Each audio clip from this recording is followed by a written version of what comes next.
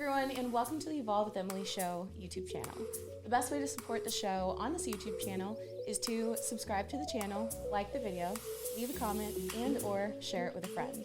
I hope that you guys enjoy this episode, and whichever way you choose to support the show, I just wanted to say from the bottom of my heart, thank you guys so much. I hope that today's message and episode brings some bit of positive change to your life.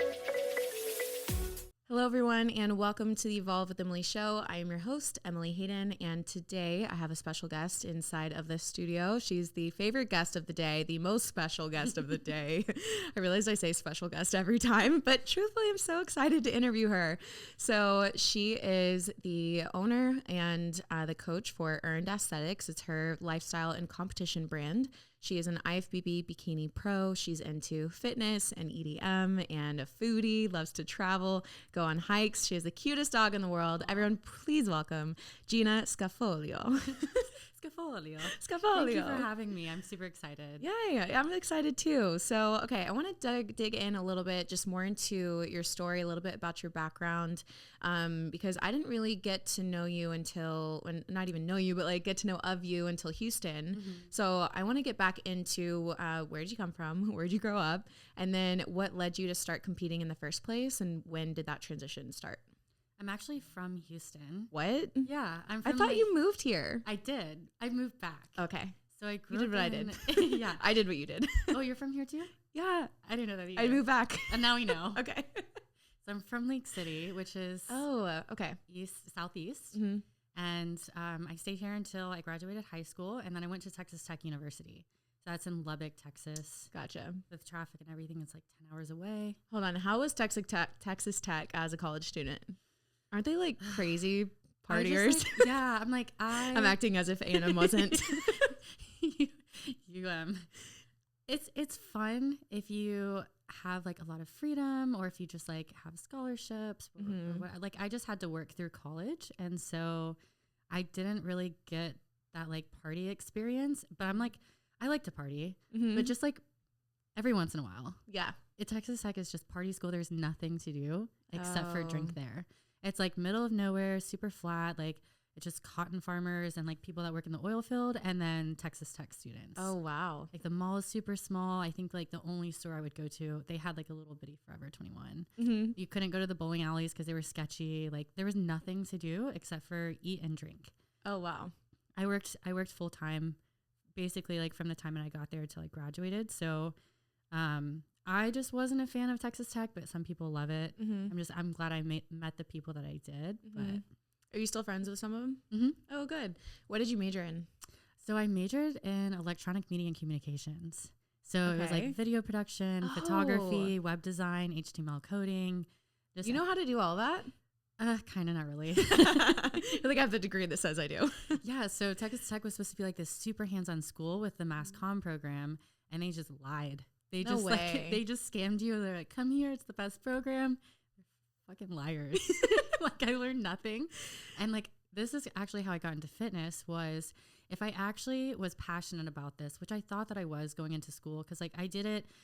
I went to Wave, or like Westbrook, if you've heard of that in Houston. Mm-mm. It's like a magnet school, and they have like all of these different mini courses. They had video production. Mm-hmm. So I started taking video production classes at like 12 years old. Wow. And back then it was like very, very basic, but it was fun stuff. Like you learn like storyboarding and like how to tell a story and like the basics of editing, like Premiere Pro, all of that. Oh. So I did that all throughout intermediate and high school. And then I went to college, like thinking that I was like, oh yeah, maybe I'll go into like documentary producing or like something fun like that. And then I thought that I was going to learn all of this stuff at Tech. And when it wasn't hands-on, I could have been teaching myself. Like I could have been spending my free time, like teaching myself how to edit, like, you know, filming my own projects, but I just spent all of my free time at the gym. Like I would just spend like 3 hours a day. Like, wow. Yeah. Like just messing around in there. So that's like how I kind of became passionate about working out. Mm-hmm. How did you start your first training program? Do you remember? As in like what I was following? Yeah. Like where'd you get it from? I still remember. I think I got mine from bodybuilding.com, literally like printed out one of their workouts, and I just started doing it. And I found a workout partner. So like, how did you start your first workout, I guess, program that you started following? Like first official program? Oh girl, like I'm still a little hot-headed, I'm not gonna lie, but like I had a bad ego. Oh. Like I was like, oh yeah, I know what I'm doing. And I would go in there and like I would just like look around and I would just do like bicep curls and like tricep extensions, bench press. I was like, oh, like if a guy's doing that, like I want to do that. So I was literally just trying to like bench press a plate. That was like my goal. And like do pull-ups and push-ups. And I had like a bro body. Like I had no glutes. I had no shoulders, like just biceps, triceps, and chest. That's so funny. Yeah. I didn't like actually followed a structured training program until I was like 3 competitions deep. Really? Yeah. So even after your first show, you still weren't following. Okay. No, and I still don't. I just go in and wing it. Oh, okay. Meaning like you just go in and train. Yeah, I mean, like now I'm like very in tune with my body and like I know, like I have a lot of knowledge behind what I'm doing, but like I've never like truly, I've followed programs for maybe like, you know, a couple months at a time, but like I've always just kind of just been in tune with my body. Yeah, and just going with what feels good. Yeah. Yeah. Okay, so when did you graduate Texas Tech? So I went from 2013 to 2017. I graduated that year, and then Lubbock was just so freaking ugly. I was with Justin at the time. Yeah. And we're like, let's go somewhere beautiful. And we were like, okay, maybe California, because he had always wanted to live there. But we're like, we're broke. And so my sisters lived in Tampa. And we had gone to visit. And like Tampa's just gorgeous. So we ended up moving there for a couple of years. And we were lame, like didn't meet any friends. Why were you so lame? Well, I was in prep. So I don't know. I was in prep like the whole time. Like I would compete and I'd be like, okay, I'm going to take an off season. And I'd be like a few months later and then I'd be like back in the like prep mode. I just like wanted, I don't know. I just like got obsessed with it. Yeah. As most of us do. But then like I was working at home. Like by this point I'm like online coaching and I'm like, where do you meet people? Like besides the gym, you know, cause like you don't meet people at work. You don't meet people at school. And like my sisters, I would hang out with them sometimes. But like other than that, I made one really good friend. Her name's Allie Vaith. She's actually an IFBB Pro too. Oh, cool. Shout out to Allie. Yes. But she lived an hour away. So like once a week we would meet up and we'd have like our girl time. We would have the best day ever. And then the other 6 days of the week, we were just like missing each other. Yeah. Aw. So that's when we met our friend group and we all like moved to Houston. So I ended up back here. To be with my friends. Wow. Yeah. Okay. And so since moving back, how has that transition been? It's been pretty awesome. Like there's definitely like, I feel like I'm missing that like nature aspect right now, which maybe I'm thinking about moving like closer to downtown again, maybe like Memorial Park or I don't know, something like that. Like I'm definitely missing that nature aspect because in Tampa, we lived like 5 minutes from the beach. And then if you've ever heard of Bay Shore, it's just like, so I would run on Bay Shore like 6 days a week. That's so nice. And I would just like run by the water and I'd like go to the beach like a couple times a week. And it was just like the most gorgeous thing ever. Wow. And here, like I have my people, but I'm missing, I need both. Totally. But here's the thing. And I feel like for me, at least, I feel like I would kind of rather be around my people and then travel to go see the great nature that I want to see. Right. Because I remember so many times vividly being like on Venice Beach, the most beautiful, gorgeous sunset ever. And I'm truly like filled with tears because it's so beautiful. But like at a certain point, you do it every single day. And then eventually you're just like, it would be great to have a person next to me right now. like you're just anyone. So sad. You're just like sad on the beach. You're just like kind of sad alone. And you're like, everything's so beautiful, but like, what does it matter if you have no one to share it with? I mean, that's exactly why we moved back. Like that was the whole mindset behind it. Yeah. And now I'm kind of missing the nature part. So I'm like, maybe just compromise. Like I'll just move a little bit closer to a park. Yeah. There you go. Yeah. Okay. So when did you start competing? And tell us a little bit about your bikini journey and your journey to turn pro and what that was like for you. Okay, so I started lifting back in high school, and then I really got into it during college, and then I started dating Justin. He had done one competition before, and then we started dating, and he pretty soon went into a prep. And I saw what he did. I went to his competition, and in my head, like this was before like Instagram was like super big, and like now I feel like everyone kind of has an idea of like what it is. Back then, like I just imagined that everyone looked like a pro. Like everyone that stepped on stage, I thought like looked insane.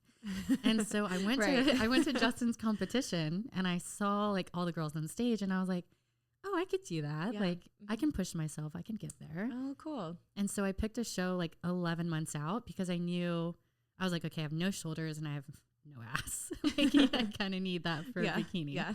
So I picked a show like almost a year out, and I trained the first 8 months, like putting on muscle, getting ready, posing. And like at this time I was like balling on a budget. So I was just researching myself, coaching myself. Wow. And then I spent 4 months cutting, and then I did my first show, which was the San Antonio Extravaganza 2017 here in San Antonio. Yeah. And I won my first show. Oh, that's amazing. Yeah. Oh my gosh. Okay. So I think what you did was really smart. You set a goal for yourself, a long-term goal. You were very realistic with yourself, and then you actually practice the things that matter. Like, it's so frustrating when people just get ready for a show and don't practice posing. Like the night before, they're like, they think they can just throw it together. Right. And they try to figure it out. And it's like, there is no way, man. When all those nerves hit you and the jitters, no matter how confident you are, it's going to throw you off track a little bit. Yeah. And so now you actually, okay, hold on. Take me into turning pro. Like, how many shows until you turn pro? So my philosophy is always just wait. And like, it started out with like, I started out with that mindset because I just didn't have money to compete. So I'm like, okay, if I'm going to compete, like I have to know that it's for a reason. Like, I have a real shot at winning. And I would just like study the girls at whatever level, like the San Antonio Extravaganza. I would pull up the stage shots from like 2016, 2015. And like, I would study them, and I'm like, I'm not going to step on stage until I look like these winners. And so I did that at pretty much at every level. And so that was my first show. My second show was Summer Shredding. Oh yeah. Wait, the one that you won the overall at that I judged. Yeah. Yeah. So I won first in my class. You and Justin both won, right? Yes. By the way, I had no idea that you guys even knew each other. Yeah. Like, no one found out until like after. Yeah, which I thought was so cool, because I was like, hold on. When I found out, I was like, you're telling me a couple just both won the overall? Yeah. And we were engaged too. Oh, I didn't even realize. That is so incredible. Yeah. Wow. Okay. Yeah, so it was really, really cool. And like, Justin always coached himself as well. Okay. And so like, we both coached ourselves. Like, we both helped each other out. Which was really cool. But yeah, so my first show I won first, but I didn't win the overall. So I was like, I'm going to go for the overall the next time. So that happened at Summer Shredding. That's so dope. And then I was like, okay, I want to go pro, but I don't think I'm ready for the national stage. But I want to go ahead and qualify while I'm lean, and then I'll take an off season and then go pro. So I did the Hurricane Bay Championships 3 months after Summer Shredding. It was either 3 or 4 months. Won the overall there, qualified for nationals. Then I waited, I think it was about 9 months. Then I went to USA's. That was my first national show. Won my pro card there. Shut up. Then I did my pro debut a week later, which was the Tampa Pro. Oh, the Tampa. Okay. And I got 4th. Wow. Yeah. So it was a very, very good run. That's insane. But like, it all just comes down to like, I just waited. Yeah. And you were very strategic about it too. Yeah. Very strategic. I feel like you were strategic and also realistic with yourself. I think that's like the only reason I'm able to coach myself, is like, I have a lot of self-awareness when it comes to competing. That makes a lot of sense. A lot of people, which is interesting, because earlier you shared how you kind of had an ego in the gym. Yes. So it's interesting that you were able to be so objective about yourself and not have an ego when it comes to how good you're looking compared to other people. Yeah. So it's interesting that you can make that like switch. I think it was a little bit of growth in between. Okay. Just like growing up a little bit. Yeah. Growing up a little bit, and I don't really know what happened, but yeah, I think I grew up a little bit, and as we all do. I think Justin helped a lot with that as well, like just like personal development, and kind of just like broke my ego down over time. I think that's pretty much what happened.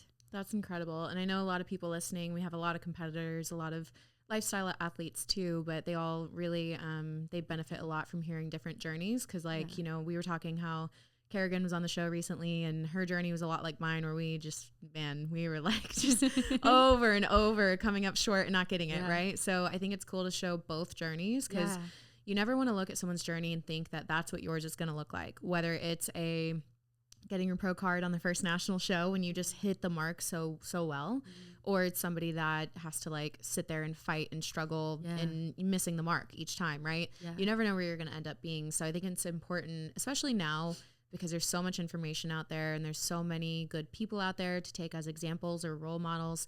But I think it's important to have good guidance and coaching. Oh yeah. Even if you are coaching yourself, but to have like good guidance, good mentors, good people that are going to like speak some truth into you and not just butter you up, because this is a sport where like you cannot just be buttered up. You need the hard, honest truth. You need like a wide array of different opinions and like different types of people in your life.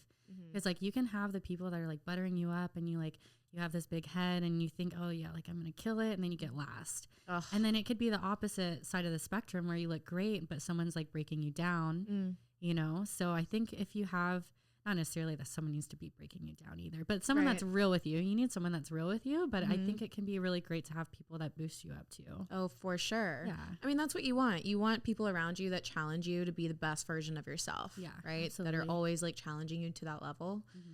Okay. So I want to switch gears a little bit. You share a lot on your Instagram story about your personal development and journal in general. And I really love it. I love everything that you're doing. I enjoy following you. Yay. Yeah. So like everyone listening, make sure to follow her on Instagram. Her links are all below. But I really enjoy it. So would you share with them just some of the things that you've done from like reading and journaling, just some helpful tips of personal development in general and what has helped you grow as a person? So I started off really small. I guess I didn't like hate reading. I didn't like reading. I just like wasn't a reader. But there's just like a point in Tampa where I just like was not happy. And I think I started listening to Gary Vee. I think that's what started it. But he's just like very motivational and he's also like very down to earth. He's very practical. And I started listening to him and I was like, you know what? Like I want to get my shit together. Like I want to be a happier person. And there was something that clicked where I realized that like happiness is a choice. Like you can't just be like, I'm going to be happy and then you're happy. Like there's obviously a lot that goes into it. But you do have to choose and you do have to work for it. Like it's not just something that's given out to you. It's not handed out. You're not just going to have all the perfect life circumstances and then be happy. Like you could have $1 million and like, you know, the best husband or wife and like all of the things that you want to have and you can be miserable. So true. And so I started out by reading like 5 minutes a day. That was like my goal. I was like, I'm just going to read 5 minutes a day and that's it. And then after that, I was like, okay, I'm going to start walking outside. Like I had dogs and I had kind of like stopped walking them. Like we would just put them in the backyard or, you know, just got kind of lazy with it. And I'm like, I need to spend more time outside. Like that's supposed to make you happier. Yeah. I love it. I love the simplicity. Yeah. And so I was like reading 5 minutes a day. And then I started walking. I think it was just like once in the morning. And I think like 6 months, maybe even longer went by. And then I started journaling. And I got this from, I want to say it was from my friend Chad. Yeah. Is it Chad Morgan? Yeah. Yeah. Okay. Yeah. So he was doing that. And he told me like every morning he writes down 3 things that he's grateful for and why. And I was like, oh, that's so great. Okay. I'll try that. Yeah. Okay. So I started getting into journaling and like I expanded on the gratitude. Now I do like affirmations and manifestations. And sometimes I'll just like write how I feel or, you know, whatever. And then this past year I added meditation. Oh, let's get into meditation. How do you meditate? It's still like very tricky for me. Like I've always been someone where I'm like, I can't sit still. Like I used to like try to sit without it was like without a guided meditation. It was just, yourself by yourself. I didn't really know like guided meditation was like a thing. Oh, okay. I mean, I knew it was. Yeah. How successful were you by yourself? Awful. So bad. I was going to say, I can't do it. It was like self-sabotage. Like I would be sitting there and like imagine there was like ants crawling on me and I'd be like freaking out. I was pretty like in a weird place though. And so like I tried for like a year meditating. And like I did try some guided ones as well, but I think like I just had this like block of like I can't do it. Oh, okay. Like I'm not a meditator. I can't sit still. I can't focus. I can't clear my mind. Everything like tickles or itches. I'd be like, oh, my head like my head itches. Like, are you ADD at all? No. Oh, wow. Okay. I'm not. You're just very uncomfortable sitting still.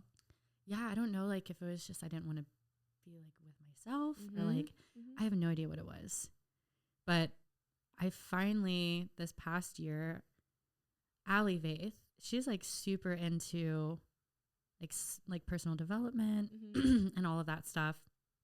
And she actually started doing that like as we were already friends. Like she really got into it. And I was going through a really hard time. This was at the beginning of this year, actually.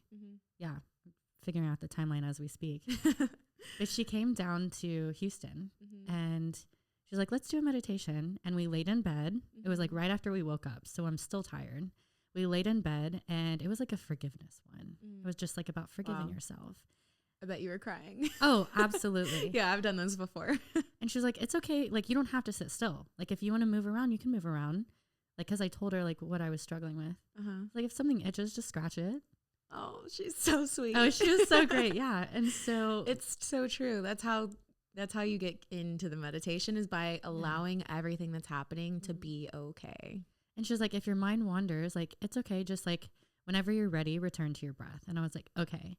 And then after, of course, I cried. And then I fell asleep. And she was like, it's okay.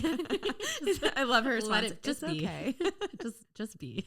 Yeah. And after, she was like, okay, let's journal about the things that you thought about during the meditation. Like when your mind wandered and you found that you were thinking about other things, let's write about that. And so that became my routine now. Cool.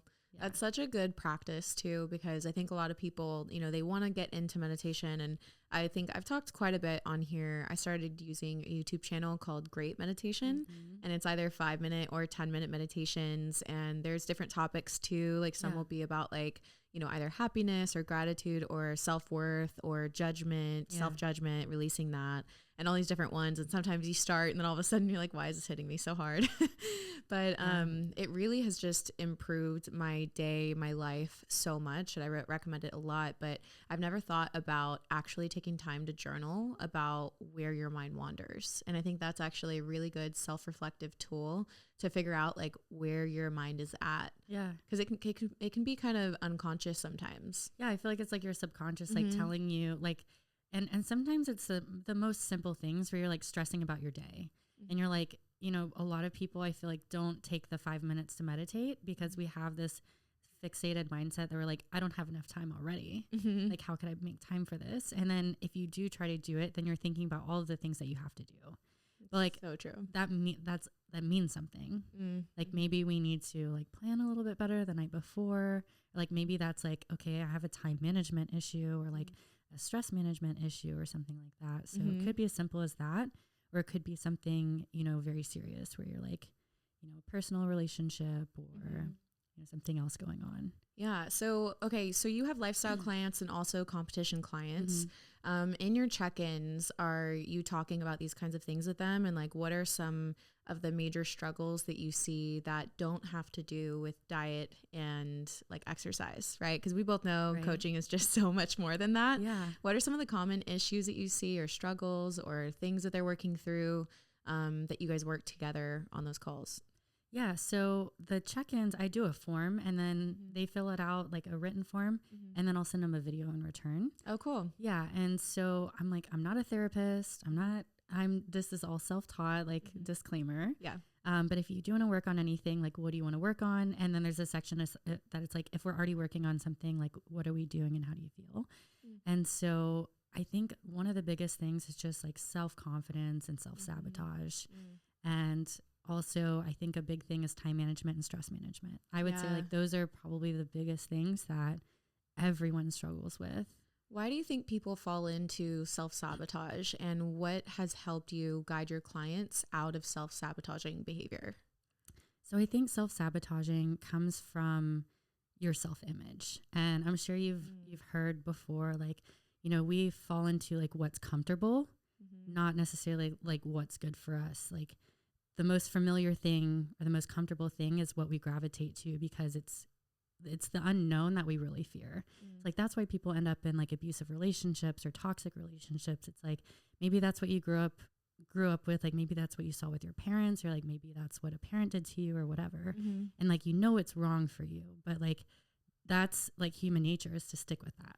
And so with self-sabotage, like we have this image of ourselves, and it could be like, I'm not disciplined. I can't do this. Like, I'm always going to be fat. I'm never going to be this.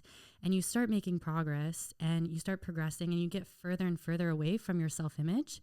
And then your like subconscious or even like your ego wants to pull you back to what's familiar. Wow. It's almost like a little identity crisis. Yeah, absolutely. Like, who is this new person that I'm becoming? I don't know this new person. And like, those are not conscious thoughts you have. Like, you just end up binge eating on pizza and you have no idea. And then you have like that guilt after.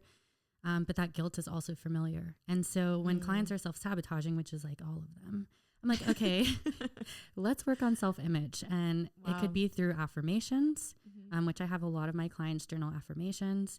It could be through like reading a book, like Cyber Psychonetics. I haven't heard of that one. Cyber Psychonetics. Yeah, I think that's right. So that one's like, that whole book is about self-image and self-sabotage. Oh, cool. Okay. Yeah. So that would be a good one to look into. So you have them journal about it and do affirmations. What about for people who try affirmations and they're struggling because right now it feels like they're being fake to themselves?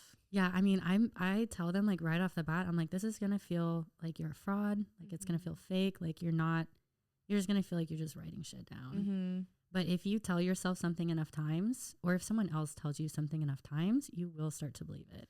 Right. So it might take weeks or it might take months, but like eventually you will believe it. You just have to keep doing it. Yeah. And that's the thing. It's just like training your muscle. When you do it the first few times, it's going to be shaky. You're not going to have the right form. It's going to feel weird. You're going to feel awkward. Are people looking at me? Right. All those like random questions. Same thing when you're trying to build a good, or affirm yourself in a really good way is, it's going to feel weird. It's going to feel fake. But once you do it enough, you're going to get comfortable with it. You're going to start to own it too. And once you start to own it and it's really feeling like more real and more true for you, it's going to show out in every aspect of your life. Which, we both know when you really work on these harder, deeper issues like self-sabotage and identity and self-worth and self-value, it really positively impacts the rest of your life. Absolutely. But have you ever had clients or people that you're working with who reach those difficult things and then aren't ready to deal with them just completely? I can't say anyone comes to mind. You've had that? Well, so I guess what I mean by that, I'll clarify. Maybe they don't even consciously know, like, I don't want to deal with this. Yeah. But it's almost like they're confronted with these hard things or hard truths or these things that they need to work on. Yeah. And they're happy in where they're comfortable at, right? So they don't want to work on those things. And they're like, no, I'm good. So if they're actually following the training and nutrition, I'm like, and you don't want to work on mindset, like that's fine. Right. You want to you want to just hire me to like get the best body. I'm here for that. Like, Right. And I tell them that when they sign up too. I'm like, mindset is it's an optional thing. But if you're struggling with training and nutrition, like it's not about the training and nutrition. Totally. Like, it's about something else going on. Totally. And so we need to address it. And so if they're on their shit, then I'm like, all right, we don't have to do this. Like it's whenever you're ready. Like I'm here if you want to, or like I can, go on BetterHelp, like get a therapist if you want someone more qualified. Yeah. But if you are struggling, like, okay, why don't we try something? And I really don't think that I've had any clients like reject the idea, but I think the vast majority of the people that sign up with me, like know that that's what they're getting into. Yeah. Yeah. Okay. So can you name 3 of your favorite books? Or maybe 3 recent books? Oh yeah. The Power of Now, hands down. That was like the book that changed my life. That was the first one that I actually read. Oh, wow. Okay. That was like a personal development book. So The Power of Now, hands down. I would say the one that I'm reading right now is How to Do the Work by Nicole LaPera. Yeah, I have that one too. I read it. Yeah. It's good. I actually reread it because the first time it was so good, but it was so much information. I had to like go back and reread. It's taking me a while. Like I don't read a lot. Like people think I read a lot because I'm like, I post it every day, but I'm like, I read for like 5 minutes. Like it takes me like 2 months to get through a book. Right. Okay. But I'm definitely going to go through it too, because she gives you so many assignments. Like that's what it is. It's like all of these books, like they tell you, hey, be more spiritual, love yourself, blah, blah, blah. This book is like how to actually put in the work. This is what you journal. This is how you meditate. This is what you do. And I haven't gone through the assignments, like all of them. I've done some of them, but I definitely need to like reread it and like actually go through every single assignment before moving on. Yeah. Okay. And then what about a third book? Do you have a third one? I really liked Breaking the Habit of Being Yourself. Oh, by Dr. Joe Dispenza. So that one's really, really good if you're a very like grounded scientific person. And like I probably sound more of like a hippie right now on this podcast, but like I'm actually like more of a logical, like straightforward, like blunt person. Yes. And so that was very, very helpful. And he talks about like all of the science behind meditation and like gives you actual like research studies and statistics. And I feel like that's a really good one for those like logical people that maybe want to dabble a little bit into the spiritual side. Okay. And what about podcasts? Are you a podcaster? Do you consume them? Oh, consume them. Absolutely. Yeah. Okay. So do you have any podcasts that come to mind besides the Evolve with Emily show? I'm kidding. I'm kidding. So I'm not this kidding. one, no, you're not. So we got this one. Thanks. I really like, let's see, Jay Shetty. So he was like a monk at one point. He's really cool. And he has like literally like hundreds of podcasts. I would say with those, I prefer the ones that do not have a guest. Oh, interesting. Yeah, the ones with guests, I feel like they're just kind of like, I don't know. Sometimes they're like, there's not as much useful or like applicable information, but they're entertaining. Yeah. But then the ones where it's just him, he'll be like, 5 ways to get over a breakup. Oh, or like, right. can you be friends with your ex? Oh, like, right. He does like a lot of like relationship ones, which was like really helpful for me this last year. And then it will be like 5 ways to boost your confidence. So I really like his. Someone we know, Nick Comedina, his is Headstrong. That's another really good one for like, you're like that logical person. Yeah. I love that. I love that about him. We were saying how like, we're very similar in a lot of ways, but he's like the very like man version where it's just like the no BS. Like, not that, I mean, I'm the same way. I'm very logical thinking, but he's just like it's like the hard truth way. I feel like. Yeah. Very straightforward. Yeah. Which is great. I'm like a modified version of that. Okay. Yeah. Yeah. Hey everyone, just a quick interruption from today's show to let you know that there are multiple ways you can be involved in the Evolve community. There's Evolve X, my premium mentorship and coaching program. There's Evolve X Worldwide, an entry-level mentorship program. And now there's actually a way to directly support the Evolve with Emily show podcast. All of those links will be down below. I just wanted to mention them. So if you haven't checked them out yet, please check them out for more information. And without further ado, let's get back to today's episode. Okay, so can we get into your tips for dealing with a breakup? Yes. I feel like you have a lot of tips for them. Yeah, so I mean, I think the thing that like really got me through this was just like the mindset work that I'm doing. Like I feel like I started this journey because I wanted to be a happier person, but I didn't really realize that I was like preparing myself for something like this. Wow. It could have been like this breakup was, I would say, like the hardest thing I've ever done in my life. And I've had like, you know, my father passed away. I've had like family members die. Like I feel like I've gone through quite a bit. I'm pretty open. I was in like an abusive relationship. This breakup was like the hardest thing. Wow. And I just feel like whether it was this or whether it was like a close family member or like a best friend that died, like I feel like the reading, the journaling, the meditation, walking outside, working out, doing cardio even during my off season, like all of these things like prepared me for something really, really difficult in my life. It just shows how important it is to do these things now, like even before you start going through something difficult. Because like what you're saying, it could be preparing you for what you're going to have to deal with, and you'll be able to deal with it in such a better way than if you didn't have those tools and habits already created. Yeah. So, wow. Thank you so much for sharing that. And it's really brave of you to be able to talk about it. And I'm, you know, you're very open on your Instagram about, you know, what you're going through in your transition and your life. And I think it's really good for people to see because we all deal with breakups, you know, and unfortunately a lot of us can identify with, you know, not being with our best friend, our partner, like that person, you know. I had to go through the same thing. Mine was a marriage, it was a little different, but it is the same kind of, you know, hurt and separation and loss. And it's just a lot to handle. So I think it's incredible you were able to rely on your habits and your tools that you've created. Yeah, I think that was like one of the biggest things. And yeah, I mean, kind of like you said, like you're not just losing like your boyfriend or your husband, like that was my best friend. Like when people used to say that, I'd be like, shut the fuck up. Like, I'm like, no, he's not. But like whenever, you know, we started going through that breakup, I'm like, wow, he like really is my best friend. We were engaged. Like we bought a house together. We had dogs. We combined our business. 5.5 years. Like that's a lot of time.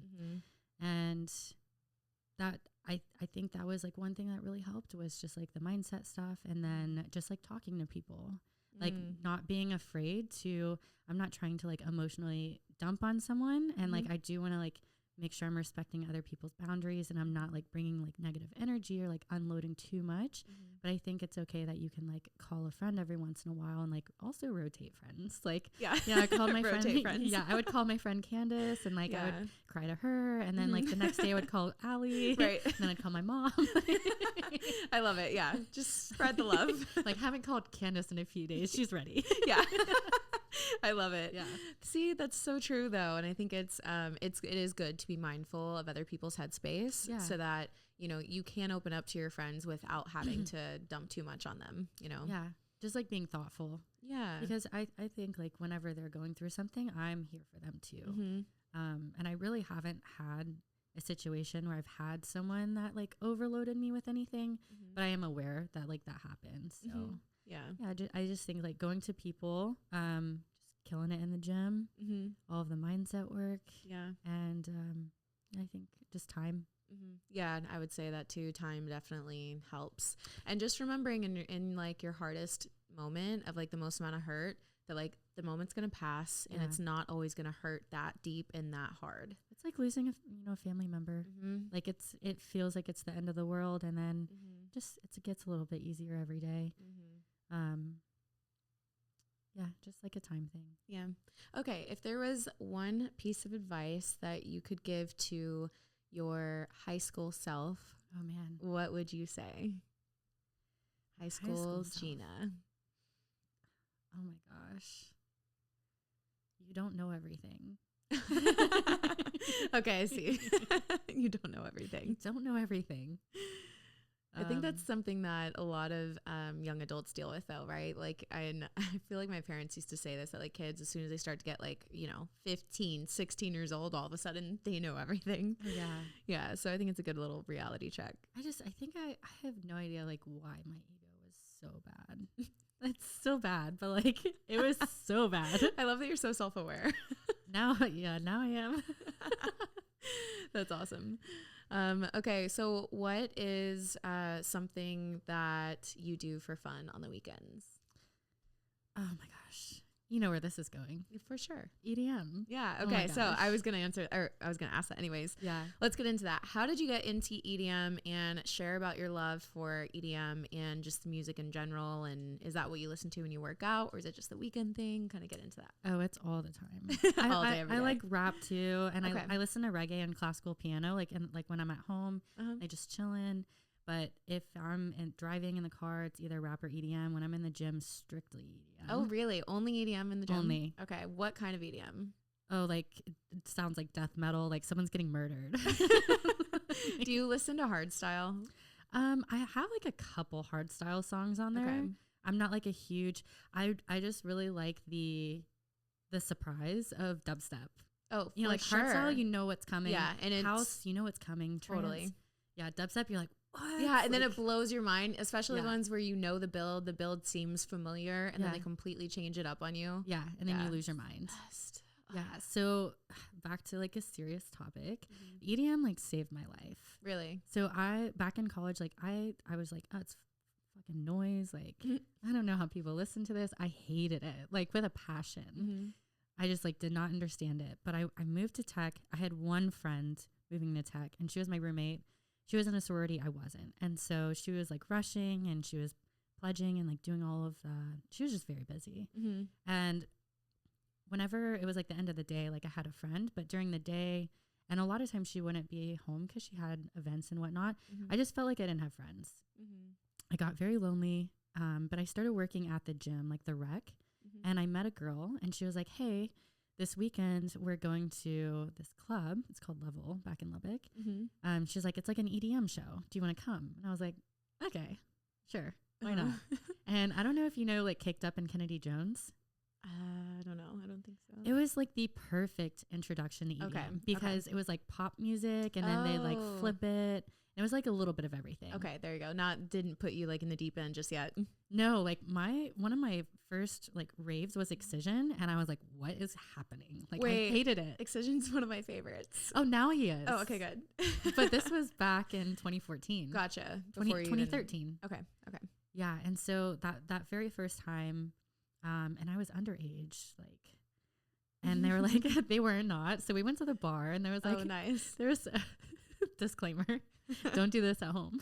Oh gosh. There was 5 of them. And so they each got 2 tequila shots. And then they were like, okay, no one's looking, like, take them real quick. And so I took 5 tequila shots in a row. Oh I was set for the night. I did not know that where that was going. You took 5 tequila shots in a row.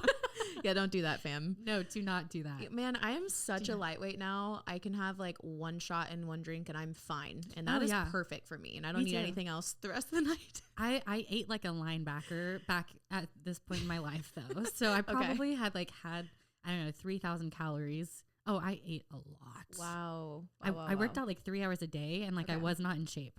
Like if that tells you how much I ate. That's crazy. Yeah. So I think that's probably why I wasn't obliterately drunk, but like I was feeling good. Yeah. And then the music started playing and I was just relaxed. And like that was the perfect introduction to EDM. And I was like, okay, this was really, really freaking fun. And I don't think I went back to another one for a little bit, but at this point, I think this is more towards like the middle or end of freshman year of college. I can't remember. But now we're like getting into my sophomore year and I was like a very, very low point in my life, like probably the lowest point in my life. Wow. And I started going to EDM shows again. And it was like the only thing that I had to look forward to. Wow. Like I felt like I had like nothing to live for. And in reality, like I had people that loved me. Like I was doing well in school. I had my dog. I had some friends. But I think it was just like this like self-sabotage, like just terrible state of mind. I was just digging this hole. Wow. And I went to an EDM show and I was like, oh my God, this is the most fun I've had since I can remember. Wow. And then I started going every weekend because I was like, okay, like if I can get through the week, wow, I can have fun on the weekend. Oh my gosh. Wow. And like you're like living for the shows. Oh, literally. Like I feel like EDM or like just the experience, because when you go to an EDM show, it's like EDM culture. Like everyone's so nice to you. They're so kind. And like I worked at a bar and throughout college, was one of my jobs. And so at the end of the bar, there's always like, fights breaking out or, belligerent people everywhere and things happening. And it's just always a very like, very stressful kind of sometimes violent environment. Yeah. So when I went to my first festival, I was like a little terrified at the end of the night of how that was going to go. And literally at the end of the night, everyone's just like walking with their friends out of the show and like so kind and like, oh, excuse me, did I bump into you? And you're just like, I'm sorry, what? Like, it was such a shock because everyone was so kind and like respectful. And so I hear what you're saying. You could like elbow someone in the face and it'd be like, I'm so sorry, my head was in the way. Yeah, totally. Like, did I get in your way? Yeah. So I think it was just that whole culture and that energy that like I fell in love with. And like, that's what saved me. You're not the first person on the show that said that EDM has saved their life. Really? No. And it's crazy actually just hearing that from multiple people. And it makes me think about like next time I'm actually at a festival, like just kind of like looking around and being like, I wonder who here is like hanging on by a thread. Yeah. And they're here just to like release and like have fun. And, I don't know, it just kind of makes you more aware to what's around you. Yeah. I think there was, I wasn't aware of it, but like the last show that I went to, probably like a weekend ago, maybe the weekend before. One that I was at? No, after that. Oh, okay. Yeah, but like I wasn't even aware of it. Like whenever I'm at a show, I usually like my peripherals are just zoned out. Like I'm just like living in the moment. Yeah, just there for you. Show. And I didn't notice like this girl was just like super cranky, like in a bad mood. And like I ended up finding out about it after. I was like, we should have bought her a shot. Like we should have like went and got her a drink, Oh yeah. Yeah, it's like you could always be that person too, because you never know. Like people that are in a bad mood, like do have bad energy. Like they're probably going through some shit. Right. Exactly. Yeah. And just have that on your mind and be the person that can like bring light into their life. Yeah. You don't have to start a fight. Yeah. We can. No, I'm kidding. I'm kidding. I lift. Yeah. Right. We would win if we did. No, I'm kidding. Not really. I'm pretty confident I would win. Let's not go over that. Say we're not kidding. Yeah. Oh yeah. Oh man. Okay. So let's, I want to wrap up the show a little bit here, but I wanted to see if there's anything else that you wanted to cover that we didn't cover, or maybe like something that's on your heart. It could be what you're experiencing this season and something that you want to like pass along, something that you've learned to other people, or a big life lesson that you've had recently, a last word of advice. Does anything come to mind? Oh Man, you put me on the spot I again. did, yeah. Yeah. And if not, that's okay too. But I always think about like, okay, what season am I currently going through? What are the lessons I'm currently learning, whether it's through like relationships or even something like diet and training and relationship with food, or as a business owner, you know, there's always something that I feel like, you know, once you've learned it, you can kind of like pass it along. Yeah. I would say like whatever you're struggling with, try to open up just a little bit and try something new. And like if you feel like, you know, the path that you tried before, like maybe you're a little bit closed-minded with it, and it could be something, you know, if we're talking about like fitness, you know, and you're like, oh, I can't track my macros, like it's just too tedious. But like maybe you just had a little bit more of like a closed mindset about it. Maybe you need to try something, or like try it in a different mindset, or just like try something new. Like maybe that wasn't for you. You need to try something new. Yeah. Or it could be like a relationship. You know, we typically end up in the same cycles and the same patterns with the same type of people. Like try to identify those patterns and try something new. I would say like literally any health, wealth, relationships, whatever you're going through, just try to be a little bit more open-minded, and you might surprise yourself. That's such good advice. Having that growth mindset can really bring about new opportunities, conversations, and lead you to like a better version of yourself. Yeah. So I think it's so important. Thank you for sharing that. Yeah, absolutely. Yeah. Thanks so much for being here today. I had fun. I did too. Okay. If you guys want to check out Gina, check the links below. I have all of her links. I'll have her Instagram, her coaching link if you're interested in coaching with her. And if you guys see us at a festival near you, say what's up. Say what's up. We'd love to rave with you. All right. Thanks so much for being on the show. Bye, guys. Bye, guys.